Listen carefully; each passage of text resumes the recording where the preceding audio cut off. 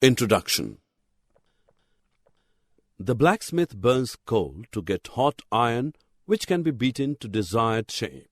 A variety of fuels is used in daily life such as coal, petrol, charcoal, LPG, etc.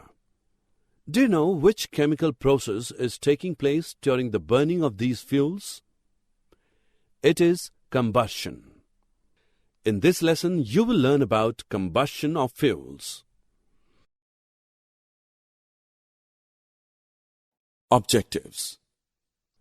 At the end of this lesson, you will be able to explain combustion and its types, define ignition temperature, explain the necessary conditions for combustion, describe fire extinguishers, list types of combustion. Rohan is performing a simple activity. He is burning a magnesium wire on a flame. Notice carefully.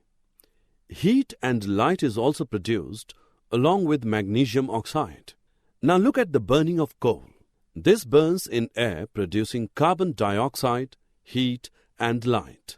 In both the example, the substances are reacting with the oxygen of the air to produce heat and light. This process is called combustion. There are two types of substances. Some substances catch fire and burns, while the other group does not catch fire. As you can see, the boy is bringing a lighted matchstick close to the paper and glass. Paper catches fire, and so it is called combustible substance. The glass does not burn, and such substances which cannot burn in air or oxygen are incombustible substances. Let us discuss the conditions necessary for burning. Light a candle and cover it with glass tumbler. You will see that candle stops burning after a while. This implies that candle burns freely in the presence of air. Therefore, air is necessary for combustion. We just saw that a paper burns when lighted with a matchstick. Now bring the matchstick close to the piece of wood.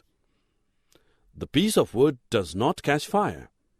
One lighted matchstick is not able to burn the piece of wood, but a piece of paper burnt quickly.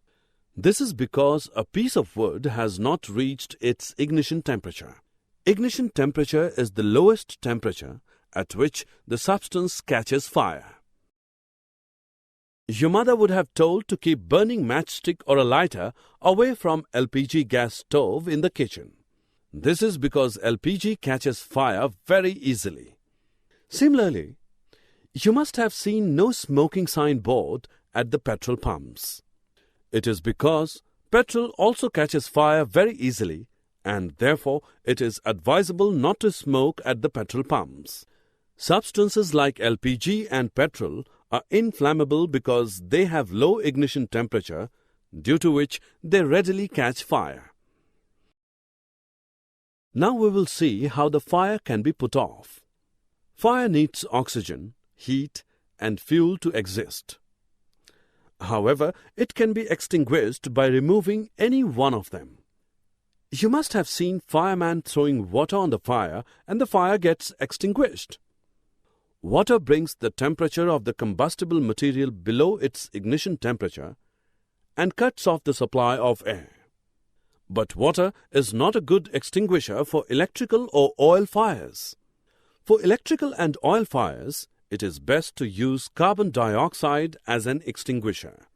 Carbon dioxide, being heavier than oxygen, covers the fire like a blanket, due to which contact between the fuel and oxygen gets cut off.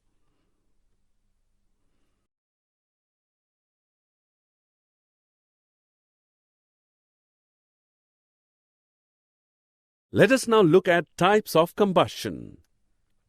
You can see a lady igniting LPG in a kitchen to make food. LPG burns quickly, producing a lot of heat. This type of combustion is called rapid combustion.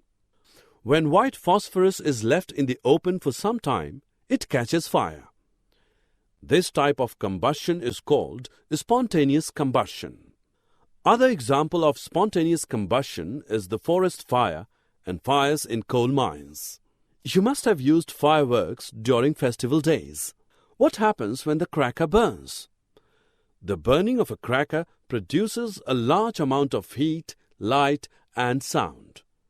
This type of combustion is called explosion. Summary. Let us summarize what we have learned. The substances which burn in air are called combustible. Oxygen in air is essential for combustion. Ignition temperature is the lowest temperature at which a combustible substance catches fire.